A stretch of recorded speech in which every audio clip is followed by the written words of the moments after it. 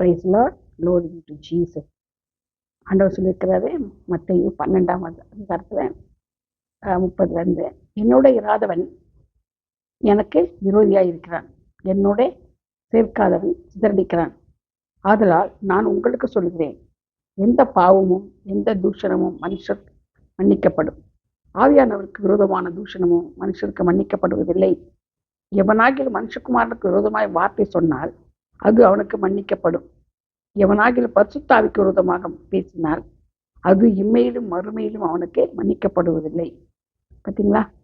அதனால மரம் நல்லதென்றால் அது கனி நல்லதென்று சொல்லுங்கள், மரம் கெட்டதென்றால் அது கனியும் கெட்டதென்று சொல்லுங்கள். மரமானது அதன் கனிகளால் அறியப்படும். பார்த்தீங்களா எவ்வளோ காத்து ஆண்டவர் சொல்லியிருக்கிறாரு. மனுஷகுமாரனுக்கா மன்னிச்சுதான், அப்போ ஆவியானவரும் என்ன மன்னிக்க மாட்டாங்களாம். பார்த்தீங்களா? நம்ம அவருக்கு விரோதமாக பரிசுத்தாவிக்கு விரோதமாக நம்ம நினைச்சக்கூடாது, எப்போதும் தவறி கூட பேசக்கூடாது. ஏன்னா காரணம் இல்லை, நம்மளை வழிநடத்துறதே பரிசுத்தாவியானவர் தான். நம்மளோட கிரி எல்லாமே பரிசுத்தாவியானவர் தான் நடக்குது இப்போ, இல்லையா? அதுதான் ஆண்டவர் நமக்கு விட்டுட்டு போனார். அவர் தான் எல்லாரும் நம்ம நடத்துறது எல்லாமே, இந்த பக்கம் அந்த பக்கம் ஆலோசனை சொல்லி கருத்தாக நம்ம நடத்துறது ஒரே பரிசுத்தாவியானவர் நமக்கு தான்.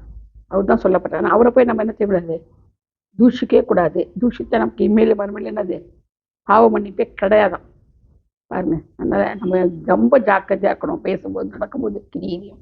கர்த்தர் தாம் இந்த வார்த்தைகளை ஆசீர்வதிப்பாராக. நம்ம இந்த வசனங்களின்படி வார்த்தையின்படி கிறிஸ்து சொல்லப்பட்ட அடிச்சுள்ளபடி நடந்து அவருடைய எல்லா காரியங்களும் ரொம்ப ஜாக்கிரதையாக வாழணும். அவருடைய வருகைக்கு பங்கு பெறணும். ப்ளீஸ் எல்லாத்தையும் சொல்லி சப்ஸ்கிரைப் பண்ணுங்க, அப்போதான் அவங்களுக்கு போகும் இல்லையா? நம்ம பெற்றது அவங்களுக்கும் தரணும் வசனம் எல்லாம். கர்த்தர் தாம் ஆசீர்வதிப்பாராக. ஆமென்.